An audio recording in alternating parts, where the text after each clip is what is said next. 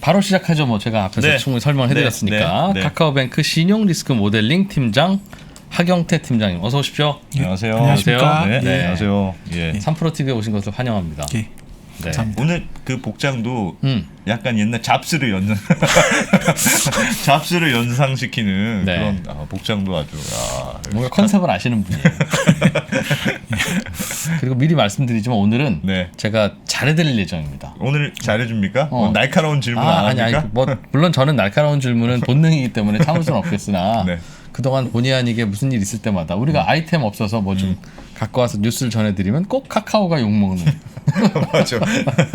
그런 게 너무 많아서 오늘은 진짜 카카오 잘해줄 예정입니다. 본의 아니게 살짝 미안했기 때문에 오늘 이 프로가 그렇게 잘해주지? 그러면 내 사감을 담았다.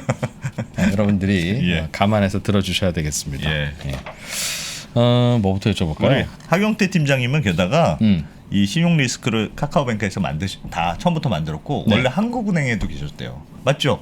팀장님? 네, 맞습니다. 처음에 이제 시중은행에서 이제 신용 평가 모형 담당하다가요. 이제 한국은행에서 이제 좀 몸담고 이제 카카오뱅크에 이제 참여하게 됐습니다. 월급을 보고 가시고 시중은행에 있다가 시중은행을 배신하고 한국은행으로 가서 한국은행에 뒤통수를 치고 다시 카카오뱅크로. 야, 한국은행도 월급 많이 주는 데인데 돈을 찍어서 주잖아요. 야, 그렇군요. 그렇군요. 진짜 알겠습니다. 부럽습니다. 제가 처음에 드린 말씀이 맞죠? 신용평가라고 하는 건 옛날에 시스템이 없어서 그냥 사람 보고 말하는 품새 보고 뭐 그렇게 빌려주는 게 신용평가 아니었겠습니까? 네, 뭐 말씀하신 대로 이제 어떤 이제 데이터도 없고 그래서 정량적으로 이제 평가할 수 있는 게 아니라 정성적으로 말씀하신 대로 뭐 예를 들어 소득을 본다든지 뭐 말투라든지 아니면 뭐 품새라든지 이런 것들도 당연히 이제 보고 심사역들이 이제 심사를 해서 그렇게 이제 평가를 했던 거죠. 그럼 심사역이 심사를 잘못하고 돈을 빌려줬는데 돈 떼임하고 야 너는 그렇게 보는 눈이 없니? 이렇게 혼나는 거네요, 심사역이. 그럴 수도 있죠.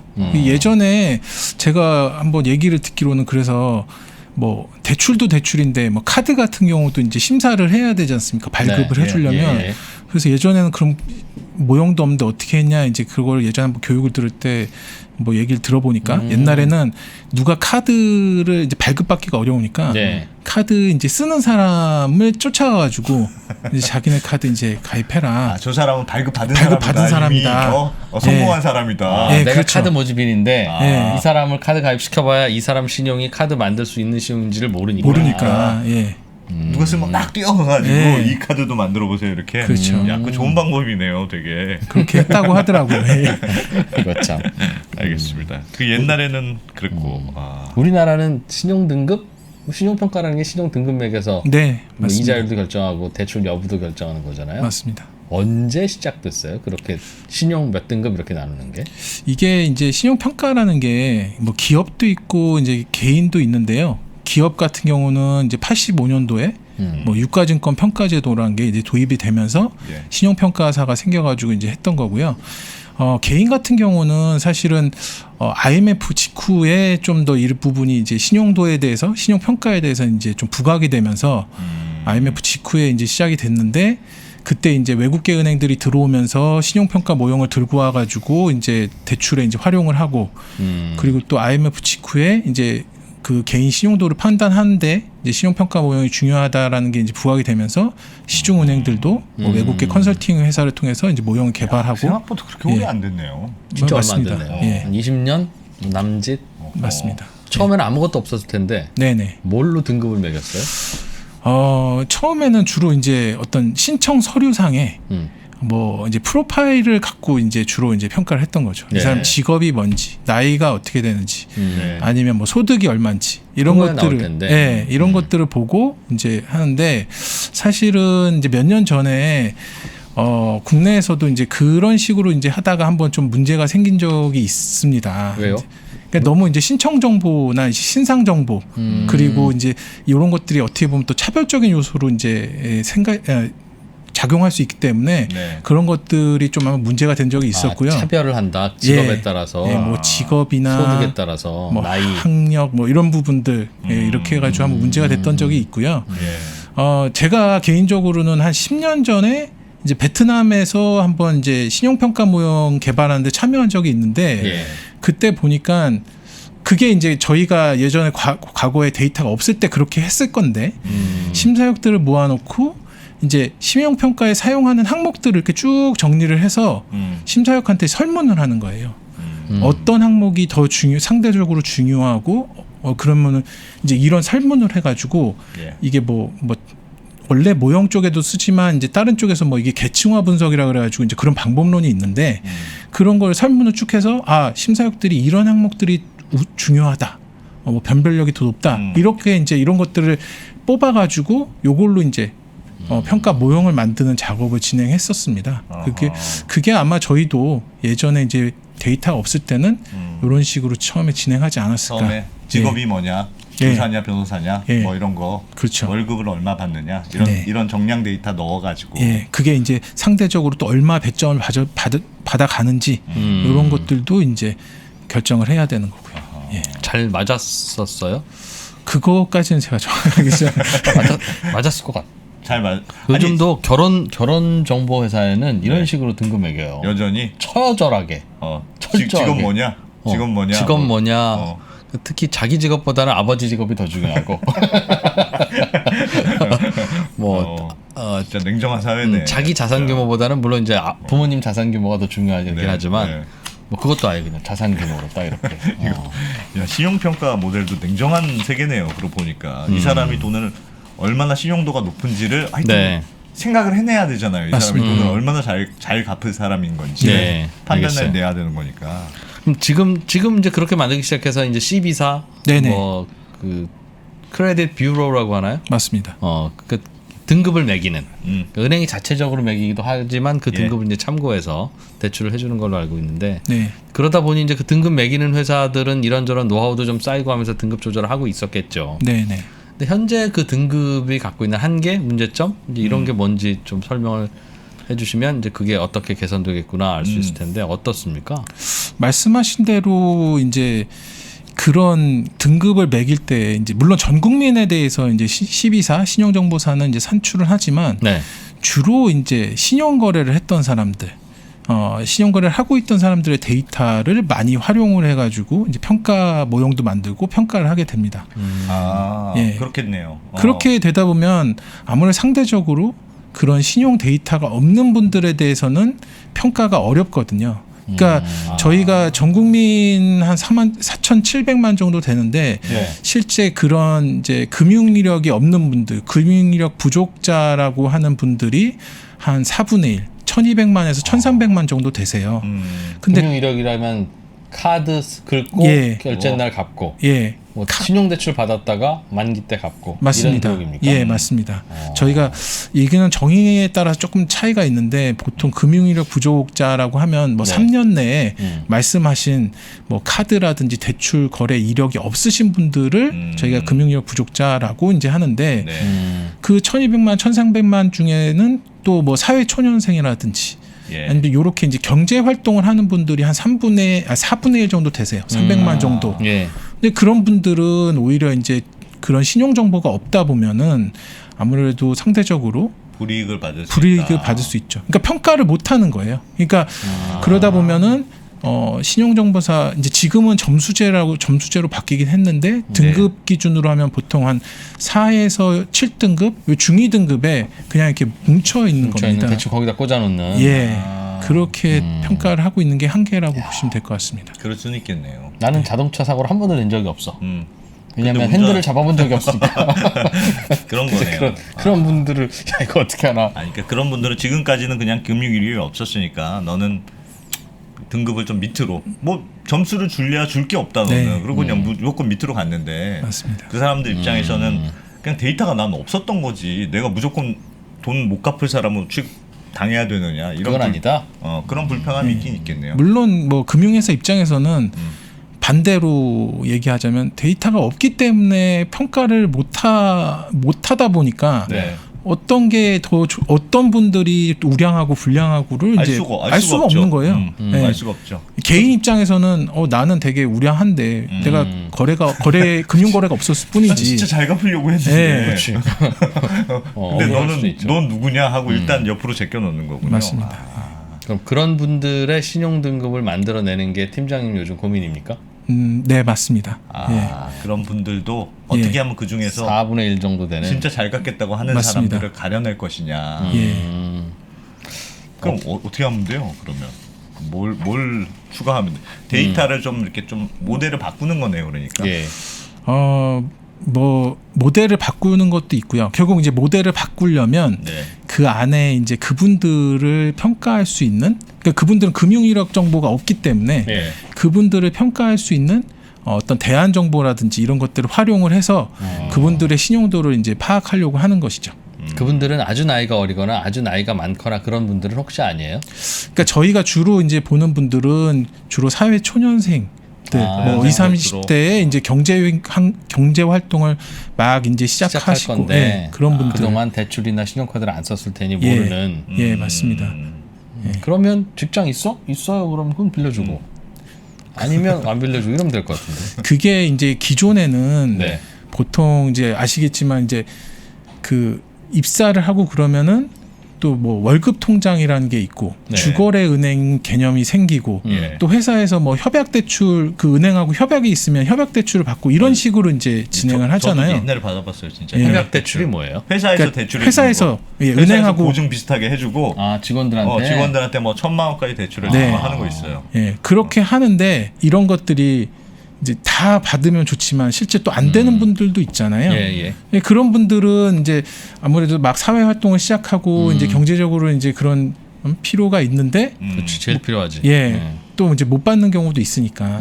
그리고 이제 지금은 아까 이제 말씀드렸지만 이제 뭐 협약 대출이나 이런 것도 있는데 요새는 비대면으로 워낙 이제 경쟁이 이제 심해지다 보니까 그러니까 과거에는 그런 니즈가 없었던 거예요. 그런 은행들도 분들한테 대출을 해줄 만한 니즈가 그냥 다 어차피 주거래 은행 회사하고 회사에서 하고 그 월급도 다 이제 파악이 되고 이러다 보니까 괜찮은데 이제는 그 외에 또 고객들이 굉장히 많은데 이분들 중에서 또 이제 뭐 예전에는 다 발품을 팔아야 되는데 지금은 다 비대면으로 가능하잖아요. 그러다 보니까 그런 분들도 이제 은행들이 이제 또 흡수를 해서 그런 분들 대출을 해도 되기 신청도 때문에 하는 사람도 많고 맞습니다. 어쨌든 판단을 해야 되는 거네요. 맞습니다. 옛날에는 그러니까 우리 회사 밑에 있는 주거래 은행만 갔는데 내가 통장 그럼 우리은행 통장이야. 그럼 그냥 무조건 우리은행 간다고 생각했는데 나는 카카오뱅크로 하고 싶어. 라이온이 좋아. 그 카카오뱅크 신청을 하는 거군요. 그럼 신청받은 카카오뱅크 입장에서 빌려줘야 돼. 주거래 은행으로 가시죠. 하실 수 없고. 그러니까 파악을 해야 된다. 평가를 해야 되는. 그럼 그런 분은 재직 증명서 떼어오세요 할 수도 없습니까? 아니면 재직 증명서 월급 얼마예요? 월급 통장 보여주세요. 뭐 이렇게. 그럼 월급 얼마인지 알고. 물론 이제 저희도 이제 그렇게는 하는 당연히 이제 어떤 소득 정보나 이런 거는 받는데 그 외에 저희가 이제 판단할 수 있는 다른 이제 정보들이 없다 보니까 예를 들면 뭐가 있을까요? 카카오가 보기에는 이런 거 활용해서 돈 빌려준다 우리는. 저희는 이제 물론 이제 그분들이 아까 이제 말씀드렸던 대로 이제 크레딧 뷰로 신용정보사의 정보가 있는지도 이제 먼저 확인을 하지만 그런 것들이 없을 때는 뭐 예를 들어서 저희 카카오 뭐 선물학이나 택시 이용 이력이라든지 아니면 통신요금을 제대로 잘 납부를 하시는지 휴대폰 소액 결제 이런 것들 잘 하시는지 이런 것들을 보고 이제 평가에 활용을 하고 있습니다. 그래요? 하나씩 얘기해 보자. 통신요금은 잘 알겠어요. 통신요금은 전 국민이 연체 안 해. 그러니까 통신요금을 연체해서 전화가 끊기면 그분 진짜 얘 빌려주면 큰일 나. 국가가 구제해줘야 되는 분야야 이거 진짜. 근데 이 프로님이 이제 그런 말씀을 하신 걸 봤어요. 봤는데 저희도 이제 그게 후행적이라는 건 알고 있습니다. 근데 반대로 금융 정보가 없는 분들인데 그런 정보를 분석을 해서 실제 이런 분들이 이제 신용도가 어떤지 이런 것들을 저희가 이제 분석을 해봤더니 실제로 이제 상관관계가 있는 거예요. 어떤 상관관계가 있다? 그러니까 이제 통신요금을 잘 납부하는 분들이 어쩌다 한두 번 연체를 하는 분들보다 이제 신용도가 좋다. 우량하다 이런 것들이 나오는 돈 잘 갚더라 그런 분들이 그렇지. 그러니까 아예 이제 저희가 그분들은 데이터가 없는 분들이기 때문에 그 후행적인 데이터도 유용하다. 유용한 겁니다. 아무 네. 데이터도 없는 분인데 예. 한 분은 통신요금을 한 번도 연체한 적이 없고 이분은 지금은 띄엄띄엄하고, 그렇지 가끔씩 연체를 하고 이틀 후에는 당연히 갚고 휴대폰 끊어주면 안 되니까 그럼 당연히 연체 없이 한 분이 유리하다. 네. 돈을 잘 갚더라. 그럴 수 있겠네. 그럼 그럴 수 있을 것 같아요. 그거는. 있겠네. 자동으로 빠져나갔다는 뜻이니까 맞습니다. 통장에 최소한 20만 원은 항상 들어있는 분이라는 뜻이니. 예. 그건 알겠어요. 그럼 카카오 선물하기는요? 카카오 선물하기는 어떻게 해요? 선물하기나 이제 택시 같은 경우는 네. 그것도 저희가 직관적으로 이렇게 이럴 것이다 이렇게 해서 이제 모형에 넣는 건 아니고 예. 요것도 저희가 오픈 이후에 고객들의 동의를 얻어서 이제 수집된 정보를 저희가 일정 기간 이제 이분들이 실제로 어떤 행태를 보이는지 신용도상에 이런 것들을 분석을 해서 이제 모형에 반영을 하게 되는 겁니다. 이제 모형을 만들 때 이제 보면은 저희가 이제 항목들을 이제 쭉 이렇게 하는데 네. 이게 뭐 어떤 이제 개인 정보나 아니면 뭐 위치 정보 이런 민감한 정보는 저희가 이제 활용을 하는 게 아니고요. 네. 보통 뭐 일정 기간 동안 예를 들어서 뭐 최근 1개월, 3개월, 6개월 동안 예. 이런 것들을 얼마나 자주 썼는지, 선물하기를. 예. 예. 선물을 자주 했는지, 아니면 구매 이력이 얼마나 되는지 예. 이런 것들을 이제 활용해서 실제 보면. 이제 모형에다 반영을 하는 거거든요. 그 예전에 제가 이거 처음 들었을 때 선물하기 많이 주기만 하고 못 받는 애는 이게 뭔가 문제가 있는 애다. 막 이런 거 아닐까? 막 이렇게 생각하고 그랬는데 어떻게 구체적으로 어떻게 활용하세요? 주고받고 뭐 이렇게 하는 게 선물을 주는 케이스도 있고 받는 케이스도 있고 잘 안 주고 안 받는 케이스도 있고. 네. 그러니까 뭐가 제일 좋아요? 지금은 저희가 이제 받는 것까지는 보지는 못했고 이게 이거를 주는 주로 거. 이제 내가 사서 주는 거. 예, 내가 얼마나 자주 얼마만큼 이제 구매를 하는지 구매력과 이제 좀 관계가 있다고 보시면 될 것 같습니다. 카카오톡 선물하기를 자주 하는 분은 네. 구매력이 있는 돈 분이다. 빌리러 네. 올 때 빌려줘도 괜찮아. 딱 그것만으로는 말씀드리기 이게 오해하시는 그분이 딱 뭐 그것만 왜 그럼 나 그거 했는데 많이 했는데 안 돼 이런 건 아니고 이제 네. 그런 것들이 이제 그런 뭐 것도 우량 정보로 이제 활용할 수 있다. 그거는 이제 가점이 된다. 예, 아하. 예, 그렇게 보시면 될 것 같습니다. 어쨌든 선물을 많이 한 사람이 좀 더 잘 갚는 사람으로 보는 거네요. 그렇죠? 예. 논리는. 네. 이분 혹시 그 소속 부서가 그 카카오 뭐 커머스 이런 쪽 아니죠? 네, 예. 커머스 아닙니다. 뱅크 소속이시잖아요. 영죠. 네. 내가 보기엔 방금 요 대목은 카카오에서 봐야 돼? 카카오 선물하기의 매출을 매우 높일 수 있는 그런 콘텐츠라서 이분 신용 리스크 모델링 팀 팀장님이시네. 네. 알겠습니다. 주는 거. 그렇지. 나도 맞는 말 같아요. 아니 마음에 여유가 있고 주머니에 좀 여유가 있어야 커피 한 잔이라도 선물도 보내고 좀 해주고. 그렇죠. 그건 하는 거죠. 그 이력이 많으면. 아하, 맞을 것 같아요. 근데 그거는 그렇지. 이게 정말 선물하기니까 인터넷 쇼핑 이력은 내가 쓰려고 샀는지 뭐 알 수 없는데 이건 정말 선물하기니까. 선물하는 거니까 네. 선물을 자주 하는 사람은 얘 괜찮은 사람이다. 근데 저희가 사실은 네. 어떤 그런 직관적으로 이럴 것이다라고 이제 먼저 이렇게 정해놓고 이제 접근을 하는 건 아니고 네. 저희도 이제 여러 항목들을 만든 다음에 네. 이런 것들이 실제 신용도와 어떻게 관계가 되는지 있을까? 그런 걸 보고 또 이제 관계가 있으면 그러면 이 사람은 어떤 경우에 얼마만큼 샀을 때 점수를 얼마를 줘야 돼 그렇지. 이런 그게 것들을 이제 그게 어려울 것 같아요. 이런 걸 분석을 해서 반영을 하는 거죠. 그게 이제 그리고 이게 또 좀 어느 정도는 네. 저희의 직관 상식하고 이제 부합이 돼야 되거든요. 네. 저희가 이제 했는데 너무 이상한 방향으로 이제 나온다. 그러면 사실은 또 이 설명에 또 어려움도 있기 때문에 예, 그런 것들은 이제 또 걸러서 이제 네, 저희가 이제 네. 평가 항목을 만들 때 또 이제 조정을 하고 예, 이런 과정을 진행하는 건데 분석을 통해서 예. 선물은 굉장히 자주 하는데 네네. 신용도는 떨어지고 돈은 없는 그런 분들도 있던가요? 그게 뭐 다양한 케이스가 이제 저희가 뭐 개인에 대해서 이제 보는 건 아니고요. 예, 다양한 케이스는 있을 수 있습니다. 예. 예. 아무튼 선물을 주는 거하고 돈 잘 갚는 거 데이터를 분석해 봤더니 연관관계가 있더라. 상관관계가 있더라. 있더라. 예. 야 그렇군요. 그렇구나. 선물 잘해주는 사람 하여튼 좋은 사람이네. 뭐 안 해준 사람보다는 좋지 않겠습니까? 예. 저희가 사실 말씀드렸다시피 이게 통계 모형이기 때문에 네. 이게 이런 그룹을 통해서 이제 보는 것이지 뭐 그 사람이 어떨 것이다 저떨 것이다 사실 그렇게 이제 일반적으로 예. 알겠어요. 예, 일반적으로 구체적으로 뭐 개인에 대해서 알 수는 없으니까. 알겠습니다. 신용 등급이 알겠습니다. 예, 예. 그럼 택시는 어떻게 해요? 택시는 택시도 어떻게 봐요? 이제 카카오 저희 택시. 예 봤을 때 뭐 어느 정도 택시를 이용하고 뭐 최근 뭐 한 네. 달, 세 달, 여섯 예. 달 사이에 택시를 얼마나 자주 얼마만큼 이용했는지 이런 것들을 보고 이게 이제 신용도와 어떤 관계가 있는지 네. 이런 것들을 파악해가지고 신용평가 모형에 반영을 하고 반영할 수 있습니다. 있다. 택시를 많이 탈수록 신용도가 높은 이런 거는 아니든가요? 그렇게 나오는 건 아니고 이제 저희가 또 묶을 때는 또 그룹으로 이렇게 묶어서 예. 전반적으로 많이 탈수록 고신용이죠. 그렇죠. 예. 아 많이 탈수록 이 사람은 소비력 구매력이 있는 사람이다. 예. 그렇지. 바쁜 사람이고. 버스를 타야지. 근데 이제 초년생이 왜 택시를 타? 저희가 이렇게 이제 또 생각했잖아. 보면 예. 그렇지. 사회초년생이지. 저희가 또 보면 이제 연말정산 같은 거 보면 대중교통 이용 그런 것도 나오잖아요. 네. 또 대중교통을 이용하시는 분들도 일정 금액 이상 대중교통을 이용하시는 분들도 또 신용도가 높죠. 높게 나타나고 왜냐면 있거든요. 직장이 있다는 말이거든요. 맞습니다. 그건. 예. 늘 어딘가 그럼 왔다 늘 갔다 어디가 하고. 왔다 갔다 한다는 건 일하러 간다는 뜻이거든요. 그러니까 저희는 먼저 데이터를 분석해서 이걸 보고 사후에 이럴 것이다, 저럴 것이다. 이제 이런 것들은 좀 이제 글쎄요. 그런 리즈닝은 하긴 하죠. 그건 뭐 되게 리즈너블하고 현실적인 것 같긴 해요. 그러네요.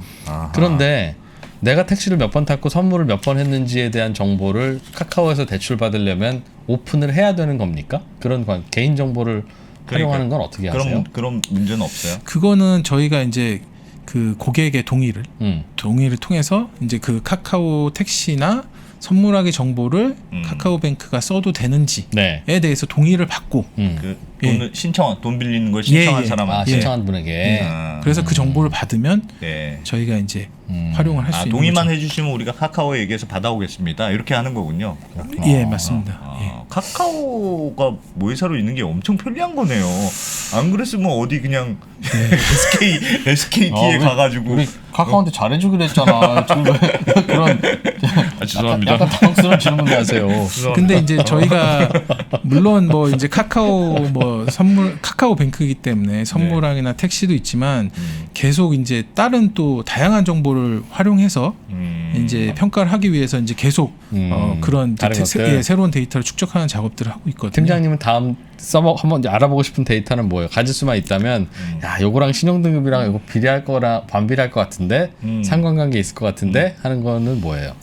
저희가 이제 예전에 그런 케이스가 있더라고요. 뭐 어떤 교수님이 미국에 가셨는데 크레딧 스토리가 없어서 네. 신용 활동을 못 하셨는데 그분이 보니까 아마존에서 도서 구입을 많이 하셔가지고 그런 이력으로 뭐 아마존에서 카드를 발급 받았다 이런 케이스가 한번 소개된 적이 있거든요.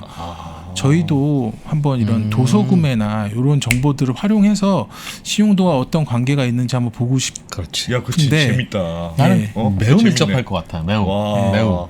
다행히 저희가 그런 뜻이 있었고 예. 그런 거를 이제 어떻게 데이터를 취득할까 이제 고민을 했는데 마침 저희가 이제 교보 쪽과 네. 이제 여러 가지 협력을 하기로 해서 제 교보문고 데이터를 통해서 그런 분석을 해보고 신용평가에 반영하는 작업을 이제 내년에 한번 진행해 보려고 합니다. 그럼 예. 대충 논리는 어떤 거예요? 그러니까 책을 많이 사는 사람은 뭔가 신용도가 높을 거하고 관련이 있을 것이다. 이렇게 이제 가정을 하는 거죠. 근데 이제 가정은 이제 되지만 네. 앞서 말씀드린 것처럼 또 여러 가지 항목을 만들어 가지고 한번 분석을 해보고 이런 것들은 설명이 가능하네.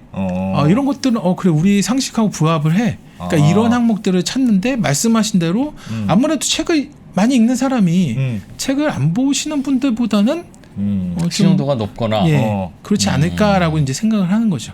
그럼 그 정도로도 예를 들면 아직 안 하신 거지만 예를 들면 책도 어떤 책을 사느냐 이 사람이 그러면 경제 경영 서적을 많이 사느냐 소설책을 많이 사느냐 야, 그것도 재밌겠다. 그런 것도 넣을 수도 있어요. 그렇죠. 이제 그러니까 아직 저희도 안 해봤지만 이 협의를 할 때 뭐 구매 이력도 봐야 되고 어떤 종류의 이제 책을 주로 이제 구입을 하는지 뭐 이런 것도 볼 수 있고 근데 또 반대로 뭐 다 자녀분들이 있으시겠지만 문제집이 구매일이에요. 뭐 이게 라이프 사이클에 따라서 또 이제 다르죠. 사는 그렇죠. 책들이 많이 다르거든요. 근데 지금은 대출 이력도 없고 신용카드도 없는 분들을 고민하기 위해서 하는 데이터입니까? 아니면 이미 대출 이력과 신용등급이 있어도 그런 분들의 택시 탄 기록이라도 이런 것도 꽤 도움이 된다는 쪽입니까? 두 가지 둘 다 다입니다. 다. 예. 없는 분들은 없기 때문에 그런 정보를 필요하고. 활용하는 거고요. 있는 분들 같은 경우는 요새 이제 워낙 비대면 대출이나 아니면 네. 피테크 업체 이런 것들이 이제 많이 이제 등장을 하기 때문에 네. 저희가 경쟁이 치열하기 때문에 알겠습니다. 저희가 이제 뭔가 차별화된 이런 뭐 금리나 한도 이런 것들을 제공하기 위해서는 다른 곳에서는 못 해주거나 예. 비싼 금리를 제공하는데 우리 쪽에 와서는 이 정도 있으시면 좀 약간 저렴하게라도 대출을 해드릴 필요가 있다는 판단을 할 수 있으니까. 맞습니다. 유리한 판단을 할 수 있는 거죠. 그러니까 그분들이 물론 금융 정보가 다 있고 신용도가 좋지만 그 안에서도 저희가 조금 더 상대적으로 차별화된 평가를 할 수 있으니까. 이야, 선진적인. 재밌네요. 그럼 기존 신용등급은 괜찮은데 책도 안 읽어, 택시도 안 타, 선물도 안 해. 아, 이분은 얘는 진짜 어떻게 구제를 해줘야 되나. 예전 같으면 뭐 관계 없습니다 해드렸을 텐데 그거는 회의 좀 해봅시다. 이게 주로 그런 분들은 이미 네. 이제 금융 이력이 있는 분들은 네. 이제 이런 정보들이 이제 가점 형태로 이제 반영이 되는 거거든요. 네. 그러니까 그분들이 그게 없어서 안 된다기보다는 네. 뭐 이미 이제 어떤 신용 정보로 되고 안 되고는 이제 판단이 되지만 네. 이런 정보들이 좀 더 있으면 평가하는데 유리하게 이제 작용을 할 수 있는 이자가 거지. 좀 싸다. 예. 조금 싸다. 뭐 이분들이 그런 거고. 갑자기 말씀하신 대로 뭐 택시 안 타고 선물 안 하고 뭐 이런다고 대출이 안 되고 그런 그런 건 아닌데, 아닙니다. 그러니까 금융 이력이 부족한 사람들한테는 네. 결정적이겠네요. 이 사람들이 그러니까 예를 들면 이 등급이 낮으면 저기 이제 저축은행 가야 되거나 그렇게 높은 금리로 가야 되는데 요런 뭐 난 선물도 많이 하고 네. 난 책도 많이 사고 나는 그 택시도 막 열심히 타고 했다. 그러면 이 중에서도 얘는 좀 중간 정도의 금리를 줄 수 있는 그래도 그럴 수 갚을 수 있는 있겠죠. 가능성이 높은 애로 분류하니까 그 당사자 입장에서는 훨씬 유리하긴 하겠네요. 예. 그런 게 목적이네 이게. 맞습니다. 근데 결국 그렇게 하면서 금융이력 부족 고객이나 아니면 중저 신용자 분들을 좀 더 저희가 네. 잘 선별해서 중금리 대출 저희가 이제 많이 화두가 되는데 네. 중금리 대출을 하는데도 많이 도움이 이제 된다. 도움이 되게. 카카오에서 안 갖고 있는 정보 중에서 예를 들면 네이버 쇼핑을 했던 이력이라든가 뭐 그런 거 신용카드 되게 갖고 싶겠다. 사용 이력이라든가 혹은 뭐 쿠팡 구매 내역이라든가 이런 건 굉장히 좋잖아요. 네네. CGV 공연 관람 내역이라든가 이런 건 꽤 도움이 될 것 같은데 활용을 할 수 없습니까? 즉 뭐 카카오는 혹은 다른 은행은 뭐 이런 식으로. 이게 사실 대안 정보를 저희가 다양한 대안 정보를 이제 한번 수집하고 분석을 해보려고 하는데요. 네. 이게 사실 쉽지는 않습니다. 이제 갈 길이 좀 멀고요. 왜요? 예. 왜? 왜냐하면 일단 그런 정보들, 그러니까 두 가지 방식이 있는데 네. 하나는 아예 이제 고객의 동의를 얻어서 저희가 수집을 해가지고 또 일정 기간 이 정보들이 신용도와 관계가 있는지를 또 보기 위해서 일정 기간 동안 이제 또 이런 것들을 이제 관찰을 추적해야 하거든요. 되죠. 데이터를 맞습니다. 돌려봐야 되군요. 상관관계가 얼마나 있는지 또. 이제 쌓은 다음에 쌓은 다음에 돌려야 되는 거죠. 고객은 동의는 대출하러 온 고객을 대상으로 동의를 받아요? 아니면 대출을 하러 그렇죠. 온 고객 신청 시점에 괜히 동의를 해주시지 않을 테니까. 예. 그리고 나서 그 이후의 이력까지도 확인을 실제로 해봐야 되니까. 이분들이 이런 정보들이 있는 분들이 연체를 했는지 안 했는지 이런 것들을 봐야 되지 않습니까? 그렇죠. 그렇기 때문에 저희가 데이터도 쌓고 이것들도 관찰을 해야 되고 그러면은 보통 한 3년 정도 최소 3년 정도는 걸립니다. 걸리겠죠. 근데 이것도 사실은 그 원 데이터를 갖고 있는 회사가 동의를 해줘야 주죠. 그렇죠. 주줘야 주는 겁니다. 쿠팡이든 은행이든. 예. 근데 이게 지금은 작년에 이제 신용정보법이 개정이 되면서 네. 저희가 이제 그런 데이터를 가명 처리화해가지고 빨리 이제 분석을 할 수 있는 길은 열렸는데 그 원 데이터를 갖고 있는 회사들이 이제 협조를 해줘야 되는 거예요. 이 데이터를 한번 분석을 하게 이렇게 해야 되는데 사실 그것도 줄 리가 없지. 쿠팡이 카카오한테 그거 왜 주겠으며. 맞습니다. 카카오도 쿠팡한테 주고 싶지 않죠. 그건 뭐 제가 왜 그런 질문을 하고 그래? 맞다. 잘해주기로 했죠 오늘. 그래서 아닙니다. 그래서 이제 그런 점이 어렵고요. 네. 그리고 또 하나는 막상 이제 그런 것들이 다 이제 해결이 돼서 저희가 분석도 하고 이제 평가 모형에다 넣는다고 하더라도 또 저희는 비대면 채널이기 때문에 이게 이제 굉장히 데이터가 안정적으로 또 대출 조회 시점에 이렇게 딱 대출 신청을 했는데 그 데이터가 딱 와야 되는데 안정적으로 와야 되거든요. 네, 그렇죠. 아니면은 항상 당겨 쓸 수 있어야 대출 예. 신청한 시점에 쓰죠. 예. 뭐 저희가 뭐 창구 같은 경우는 뭐 조회가 안 되면 뭐 얘기라도 하면서 잠시 시간이라도 끌 수 있지만 그렇죠. 저희는 바로 이렇게 왜 안 되지? 이렇게 나오기 때문에 그런 대안 정보들을 또 안정적으로 저희가 받아야 되는데 그런 부분들이 쉽지 않은 부분입니다. 알겠습니다. 아니 그래서 카카오가 앞으로 인터넷 서점도 하고 쿠팡을 인수하려고 한다. 다 하면 되겠네. 한다. 이제 이런 말씀이죠. 아니 그런 것도 있더라고요. 해외 경우에 보니까 이게 대한신용 평가 모델이 사실은 그 해외 금융사들도 많이 하려고 하잖아요. 네. 여러 가지 데이터를 한번 넣어서 이제 신용 평가를 해보자는데 제가 봤던 사례 중에 이런 것도 있었어요. 문자를 철자를 얼마나 그렇지. 잘 틀리느냐 안 틀리느냐 그걸 가지고 얘 신용 평가를 한다는 그런 회사도 있었어요. 근데 예를 들면 카카오뱅크는 카카오에서 이게 있으니까. 근데 아니야. 제가 살아보니까 네. 나이가 들어서 노안이 오면 아주 철자가 자주 틀리는데 오타 장렬. 나이가 들어서 노안이 온 시기가 그리 경제력이 궁핍해지는 시기는 아니에요. 아니니까. 그러니 그건 말이 안 어찌 될까? 보면 오히려 그 변별 없을 것 같은데. 해외 사례도 저희가 이제 관심 있게 보고 예. 이제 좀 확인을 봤는데요. 네. 해외 사례 같은 경우는 회사 뭐 표가 있나요? 표 네, 한번 네, 보고 할까요? 재밌는 사례들이 많네요. 예, 네. 뭐 미국 같은 경우는 말씀하신 대로 네. 이렇게 뭐 메시지 맞춤법이라든지 띄어쓰기. 그 예전에 한번 그 대체 데이터 해가지고 박정호 교수님이 한번 네, 소개하신 한번 적이 있어요. 네, 네. 예. 그 대체 데이터가 결국은 뭐 그때는 투자 관점에서 말씀하셨는데 네. 투자를 할 때 보는 뭐 재무제표가 아니라 이제 다른 대체 데이터를 통해서 이제 투자를 이제 결정하는 판단하는 데이터를 대체 데이터라고 하셨는데 네. 신용평가에도 대체 데이터, 대안 정보라는 게 같은 의미입니다. 신용평가에 원래 쓰이던 항목이 아니라 네. 대안 정보를 통해서 네. 그걸 대체할 신용도를 평가하는데 대체하는 정보를 대안 정보라고 하거든요. 아하, 예. 여기 보면은 위성 사진 뭐 이런 것들을 보고 네. 그 사람이 그쪽 상권이 좋은지 안 좋은지 뭐 이런 걸 통해서 이제 할 수 있고 그 동네 사진을 보고 예, 위성 예. 사진을 보고 이 동네는 뭐가 사람들이 많이 왔다 갔다 하네. 예. 그럼 여기가 경제가 좋은 동네네. 이 뭐 동네 그렇게- 사는 사람은 돈을 잘 갚을 거야. 뭐 이런 식으로 생각하는 거네요. 그렇죠. 그런 것들을 이제 평가에 반영을 하는 거고 뭐 저희도 쓰고 있지만 통신, 전기, 수도요금 뭐 이런 네. 것들 납부 그리고 뭐 저희도 마찬가지로 쓰고 있는데 뭐 수신 이력이라든지 뭐 이런 것들을 이제 활용하고 중국 같은 경우는 전자상거래 뭐 네. 알리바바에서 만든 뭐 엔터파이낸셜 진마신용이라고 있는데 신용정보사가 있는데 여기서 뭐 알리바바의 어떤 전자상거래 정보 이런 것들을 네. 활용하고요. 동남아 쪽에서는 보시면은 뭐 이런 SNS 정보라든지 통신 정보 뭐 이제 전자상거래 구매 정보 이런 것들을 활용한다고 이제 나와 있습니다. SNS가 얼마나 활발하냐? 예, 뭐 게시글 정보 그런데 사실 SNS 정보 이런 것들은 네.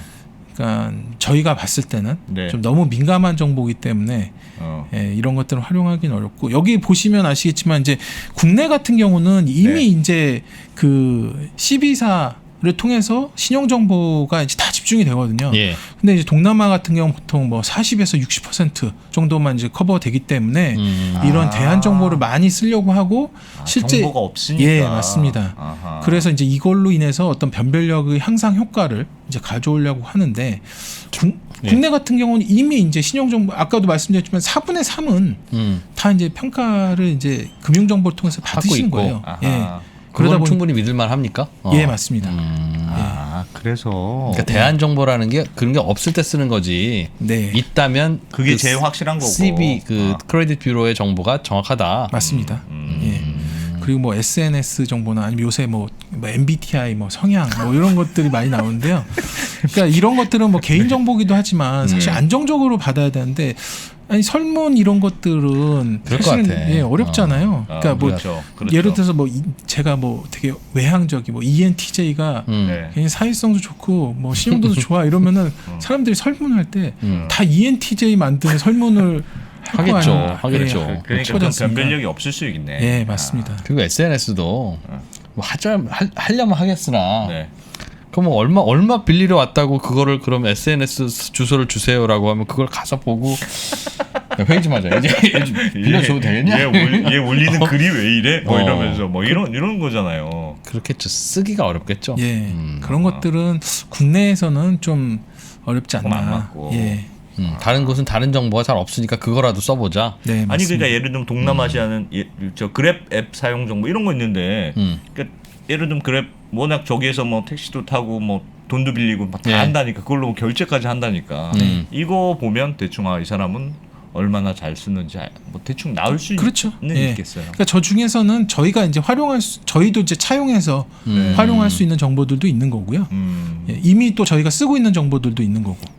예. 해보니까 잘 맞든가요? 어느 정도로 맞든가요? 즉 대안 정보를 쓰니까 야 역시 우리의 판단이 맞았어. 한 달에 책을 2권이나 사시는 이분은 결국 갚으시네. 그렇게 이제 특정 항목으로 보기는 어렵고요. 네. 이제 전반적으로. 저희가 봤을 때는 전반적으로 이런 이제 대안 정보를 넣었을 때 대안 정보 없이 이제 개발된 모형보다는 네. 일정 부분 이제 변별력이 상승하는 효과는 저희가 이제 확인했습니다. 확인이 됐다. 예. 뭐 그 중에는 아무래도 이제 정보가 있는 분들도 있고 네. 또 정보가 없는 분들도 있기 때문에 네. 상대적으로 어느 분한테 좀 더 이렇게 저 변별력이 있고 뭐 금융 정보가 있는 분들은 좀 또 그런 이제 변별력 상승 효과가 뭐 크진 않고 네. 뭐 이렇게 나타날 수는 있겠죠.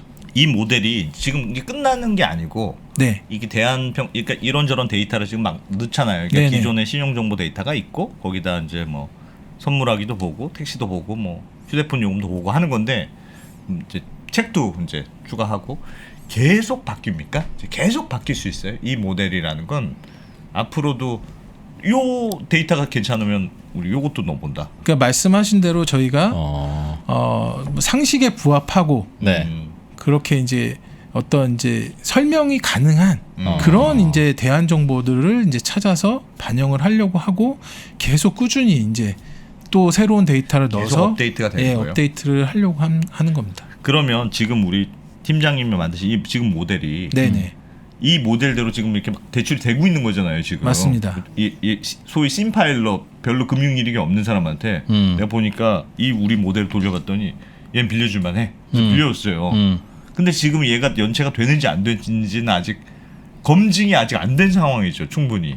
시작한 지 얼마 안 되셔서. 예, 맞습니다. 그게 이제 말씀드린 대로 저희가 이제 그분들을 신청을 받고 대출 실행을 한 이후에 한 최소한 1년 정도는 봐야 되거든요. 1년 동안 이분들이 연체를 했는지 아니면 뭐 부도가 났는지 이런 부분들을 봐야 저희가 한 1년 후에 저희가 만든 모형이 저희 예상대로 이제 나오는지 아니면 저희가 못 본 부분이 있는지 아니면 저희 예상보다 또 더 나은지 네. 이런 분들을 확인할 수 있는 겁니다. 아직은 예. 그걸 이제 물론 뭐 1년이 아니라 그 사이도 이제 저희가 뭐 좀 그 기간을 계속 보겠죠. 예. 단축해서 보긴 하는데 충분히 나오려면 1년 정도 보는 거고요. 1년 이후가 팀장님 떨리시겠네. 예, 그 사이에 또 새로운 모형들을 많이 만들려고 이제 하고 있고요. 예. 계속 업데이트 돼가면서 이게 예. 뭐 그러니까 계속 바꾸는 과정이겠군요. 이걸 보고 요건 좀 말이 안 되는 것 같다 하면 빼기도 하고 네. 요걸 또 추가하기도 하고. 맞습니다.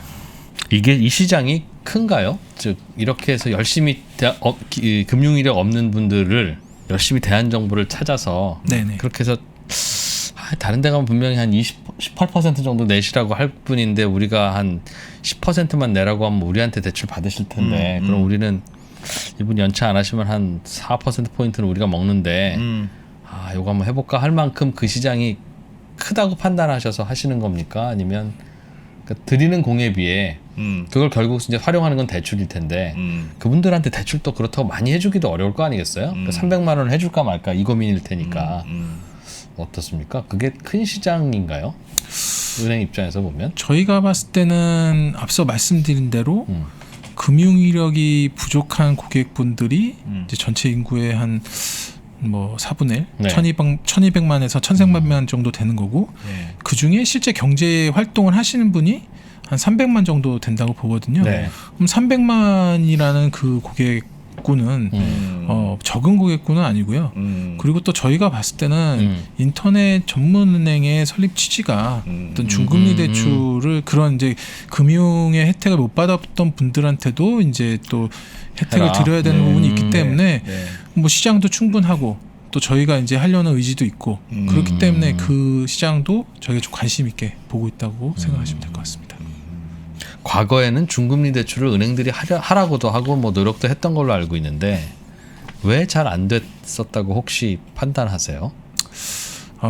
저희가 봤을 때는 네. 뭐 사실 뭐 저희가 이렇게 얘기하기에는 굉장히 좀 조심스러운 부분은 있지만 아무래도 그런 분들을 그러니까 그분들이 중저신용자인 건 아는데 네. 그 중에서 정말 어떤 분들이 좋은지 어떤 분들이 불량한지 이런 것들을 판단하는 정보가 충분하지 않았던 거 아닐까 이렇게 생각하고 있습니다. 그러니까 다 일률적으로 중저신용자인데 중신용자 아닙니까? 중신용자죠. 그렇죠. 네, 중신용자인데 그러니까 저는 아니니까 그냥 중신용자니까 중금리에 빌려주면 돌아갈 거 아니냐.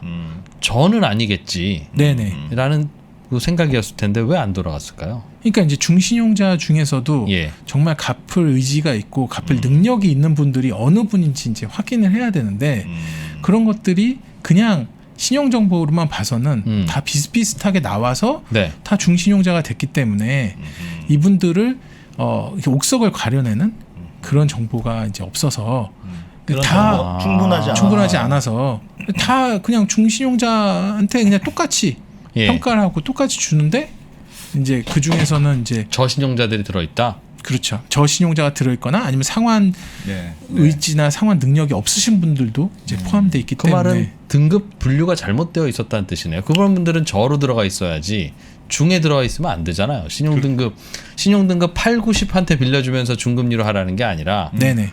5, 6, 7한테 빌려주면서 중금리로 해보세요. 이분들은 중신용 말 그대로 중신용들이잖아요. 네네. 라고 했으면 고신용이면 낮은 금리를 해줘도 돌아가는 게 크레딧 뷰로의 등급이고 중이면 중금리를 빌려줘도 돌아가도록 만들어야지 그 등급이 맞는 건데 왜 고에 빌려줄 때는 돌아가고 저에서도 돌아가는데 중에서는 왜 자꾸 안 돌아가고 분명히 중이라고 하셨는데 이분 안 갚냐 이런 일이 왜 생기냐는 궁금증입니다. 중이 진짜 어려운 중이 어려운 중이 어렵습니다. 어려운 영역. 저신용자는 이미 사실은 많이 연체를 하셨기 때문에 그런 이력들이 쌓여가지고 제가 이제 말씀을 잘못 드렸는데 저희도 이제 중신용자, 저신용자는 아니고 중신용자인데 그렇습니다. 저신용자는 이미 이제 연체 이력이나 그렇죠. 이런 분들이 있어서 반영이 돼서 이제 저신용자고 중신용자는 사실은 뭐 좋은 것도 없고 나쁜 것도 없는 분들이에요. 그렇지. 그러니까 그러니까 말 그대로 심파일러 같은 분들은 도대체 어떤 분들인지 모르는 거죠. 그러니까 너 잘 모르니까 일단 넌 중신용자 이렇게 들어가는 분들이 많은 거네요. 그렇죠. 뭐 심파일도 있고 그냥 고만고만하게 이제 금융 정보들이 이제 있으신 분들도 거기에 이제 포함이 돼 있는데 그리고 그러면 이게 대출 이 정보가 대출 위에도 다른 데도 쓸 수 있어요? 예를 들면 뭐 대출도 이런 게 있잖아요. 신규 대출도 있고 중간에 이렇게 연장하는 것도 있고 뭐 여러 가지 대출의 형태가 있을 텐데 이 모델을 한번 만들면 다 여러 가지로 쓸 수 있습니까? 저희가 이제 일반적으로 신용평가 모형이 대출 신규를 할 때 이 표를 보시면 신규 대출을 할 때 이제 대출 심사에 쓰는 모형이 있고요. 그게 이제 신청 평점 모형이라고 해서 요거는 대출을 신청한 고객들을 대상으로 이제 만드는 모형입니다. 여기에는 이제 대출이 실행이 된 고객들도 있고요. 거절된 분들도 있고 신청을 했지만 이제 승인은 났는데 본인이 이제 그 대출을 실행 안 하신 분들도 있고 이제 그런 데이터를 모아서 이제 판단하기 위해서 신청 평점 모형이라는 것들을 만들어서 이제 활용을 하고요. 대출을 실행한 이후에 이제 연장하는 시점에는 이미 이제 대출을 보유한 저희 당행의 대출을 보유한 고객들을 대상으로 만든 모형을 통해서 이제 판단을 하는 겁니다.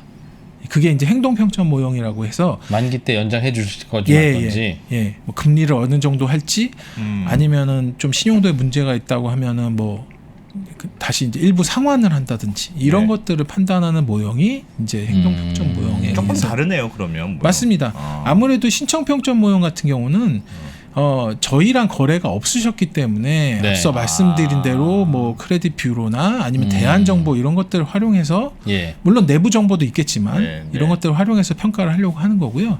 행동평점 모형 이제 만기 때 쓰는 만기는 그동안 잘 갚았느냐를 보면 맞습니다. 되니까. 예, 저희랑 거래한 이력들이 있으니까 물론 이제 이분이 다른 금융기관에서 잘 그 신용 거래를 하셨는지 이런 것도 봐야 되지만 또 내부에 이제 축적된 데이터들이 있으니까 그런 것들을 활용해서 모형을 만들고 평가를 하게 된 겁니다. 조금 다르군요. 예. 저는 가끔씩 저도 대출이자 빠져나가는 게 있을 텐데 네. 꼭 그 은행 통장으로만 하라고 그래서 내 주거래가 따로 있는데 그래서 그냥 그렇다고 또 막 수천만 원 넣어둘 수도 없잖아요. 그냥 약간 넉넉히 넣어놓는다? 항상. 그러다가 또 어떤 다른 일 있거나 그러면 또 빠져나가고 그러면 항상 비잖아요. 네네. 그럼 연체돼? 그럼 연체되고 전화 와. 그럼 다음날 넣어줘. 당연히 넣어주죠. 뭐 굳이 그 안 할 필요 있겠어요. 그래서 제 이력을 보면 야, 1년에 4번이나 연체를 하셨네. 뭐 한 이틀 만에 갚기는 하셨네. 이렇게 나올 거라고요. 그럼 저는 만기 때는 만기 연장 안 해주거나 좀 불리하게 봅니까? 아니면 어떻게 봅니까? 좀 불리하게 볼 것 같은데. 이게 뭐 연체가 물론 연체가 길게 뭐 이렇게 있는 15일. 것보다는 아무래도 뭐 나쁘진 않겠지만 사실 앞서 말씀드린 것처럼 통신정보 예를 들은 것처럼 연체가 없는 분들보다는 이제 좀 있을 수는 있고 불이익이 있네. 예. 불이익이 근데 있어. 뭐 다른 정보가 또 우량한 정보들이 많이 있으면 그러니까 그런 제가 그런 게 없어요. 예, 그거 하나로 판단하기는 제가 어렵다. 봤을 때 다른 데도 하루 이틀씩 늘은 게 아주 맞을 것 같은데요. 뭐 그것만 보고 저희가 뭐 안 좋다 좋다 이런 건 아니고 다 이제 다른 항목까지 이제 종합적으로 고려해서 이제 판단하게 됩니다. 대한 이 평가 모델을 만들 때 AI 뭐 이런 것도 동원이 돼요? 뭐 그렇게 사람이 많이 해요? 아니면 이게 팀장님이 야 요런 게 될 것 같아 하고 이렇게 그런 게 많아요? 아니면 뭔가 AI 같은 기계적으로 그렇게 뭐 넣어가지고 그런 방식을 씁니까? 어떻습니까? 뭐 AI가 됐건 뭐가 됐건 뭐 지금은 제가 뭐 야 이렇게는 안 하고 다 이제 뭐 뭐 계산을 해서 통계 정보들을 통계 자료들을 이제 분석을 해서 이제 쓰는데 이제 계속 저희는 이제 그런 부분들을 좀 고민을 하고 있는 거죠. 그러니까 지금도 AI 중에 머신러닝이라고 해서 이제 기계 학습을 통해서 이제 모형을 일부 적용하는 것들도 있는데 저희는 이제 카카오뱅크 내에 이제 뭐 저희 모델링 팀도 있지만 빅데이터 분석 팀이라고 해서 거기서는 좀 이런 선진화된 기술이라든지 차별화된 신용평가 모형, 뭐 개발 방법론 이런 것들을 또 계속 선행 연구를 하는 팀이 있거든요. 그런 팀하고 이제 협업을 해서 저희는 이제 즉시 적용할 수 있는 그런 모형들을 이제 반영을 하고요. 그 중에는 일부 저희가 이제 머신러닝을 한번 이제 활용을 해서 이제 모형에 적용을 한 것들도 있고. 예를 들면 어떤 거를 어떻게 활용합니까?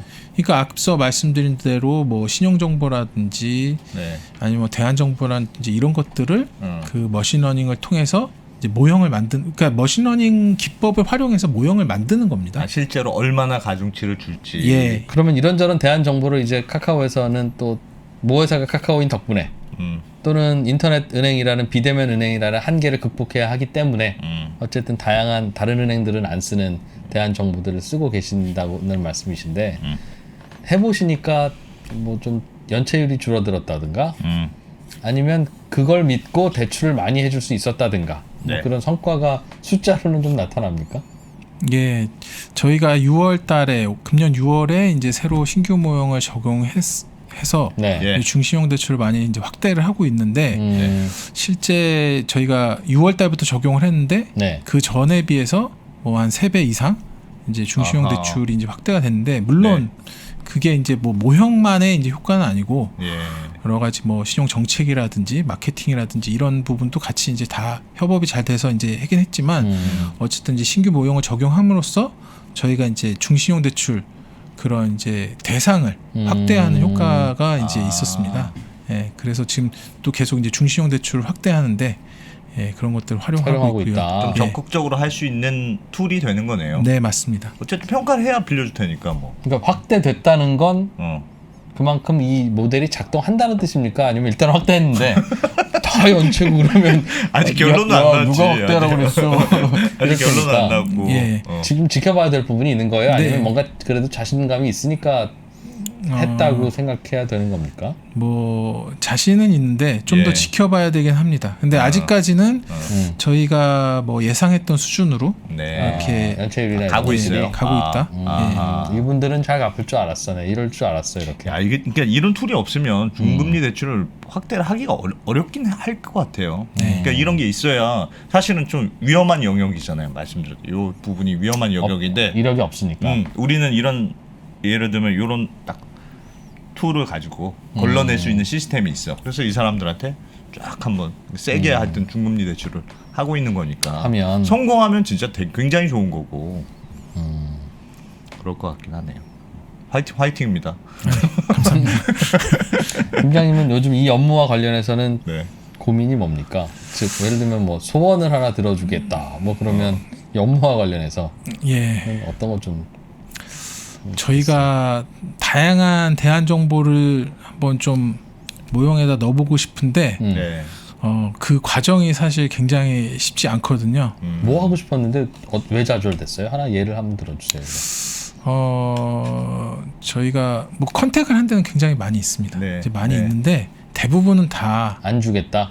그러니까 저희는 신용평가 모형에 그런 걸 반영하는 걸 알겠는데 예. 그러니까 저희의 목적은 너무 분명한데 그런 걸 제공했을 때 우리한테 도움되는 게 뭐냐? 뭐냐? 그럴 수 그렇게 있겠네. 말씀하시는 분들이 굉장히 많이 있었거든요. 네, 네. 그래서 이모티콘 같은 거 주세요. 카카오 이모. 뭐 그런 걸로 해결이 된다면 얼마든지 드릴 수 있습니다만은 그렇지. 예. 기업 입장에서. 기업 그런 입장에서 그런 고충이 있겠네요. 예. 기업 입장에서 그렇겠네. 정말 다양한 정보들이 곳곳에 있는데 네. 갖다가 쓰면 참 좋은데 네. 그래서 그 정보를 주네 만에하는 그 권한을 기업이 주고 있지 말고 개인이 주고 있죠. 예를 들면 3프로 TV의 네, 지금 그 생각하고 있었어요. TV를 시청을 얼마나 하루에 하느냐 이걸 보면 뭐 신용을 판단할 수 있다고 한다면 그거를 구글이 주고 있을 거 아니겠습니까? 구글한테 가서 달라면 안 주죠.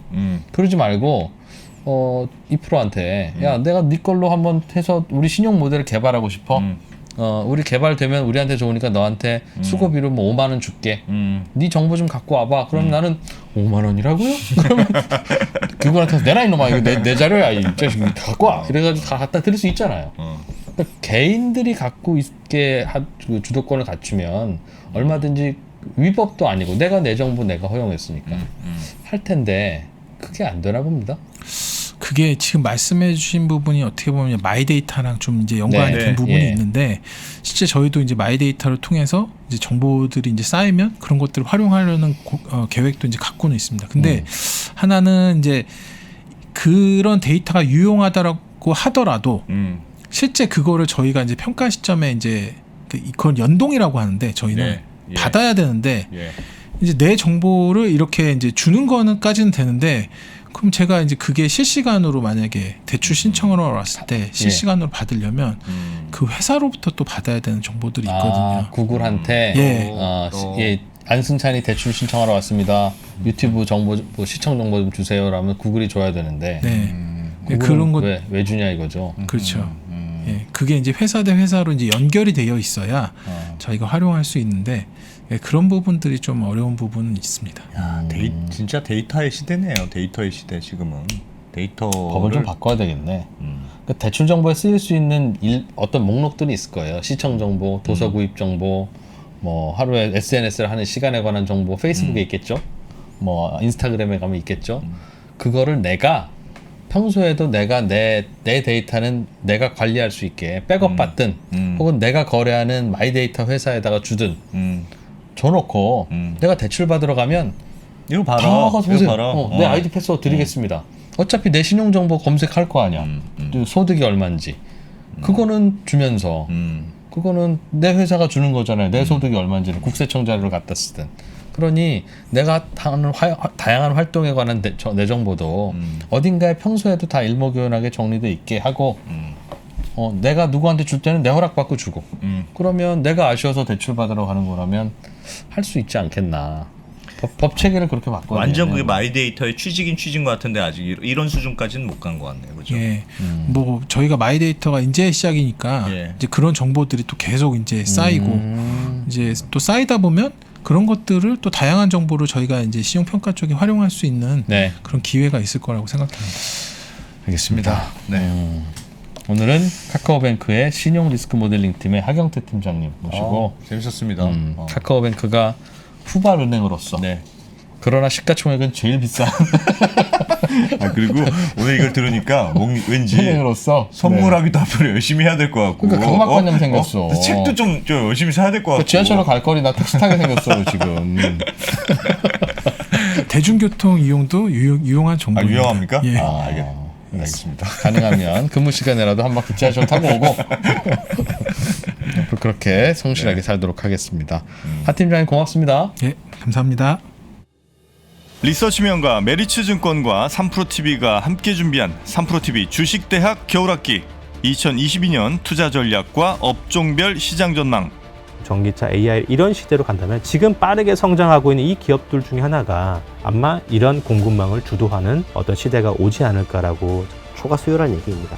우리가 90년대 중반에 이러한 쇼트지를 한번 겪었고 2000년대 초반에 한번 겪었고 2017년에 한번 또 겪은 적이 있습니다. 이경수 센터장이 이끄는 국내 최고의 애널리스트 23명 메리츠증권과 함께 2022년 투자 계획을 세우시기 바랍니다. 강의를 수강하시는 분들께는 자동차 섹터 넘버원 애널리스트 김준성 연구위원의 3시간 특강과 277페이지에 달하는 레포트도 함께 드립니다. 또한 투자의 기초를 세우는 데 도움이 되어 큰 호응을 받았던 투자의 정답을 얻는 책 읽기 강의도 함께 제공해 드립니다. 2022년에 주식시장을 미리 보고 박성진, 최준철 대표와 함께 투자 철학도 세울 수 있는 기회 많은 참여 부탁드립니다. 자세한 사항은 3프로TV 앱 공지사항을 확인해 주세요.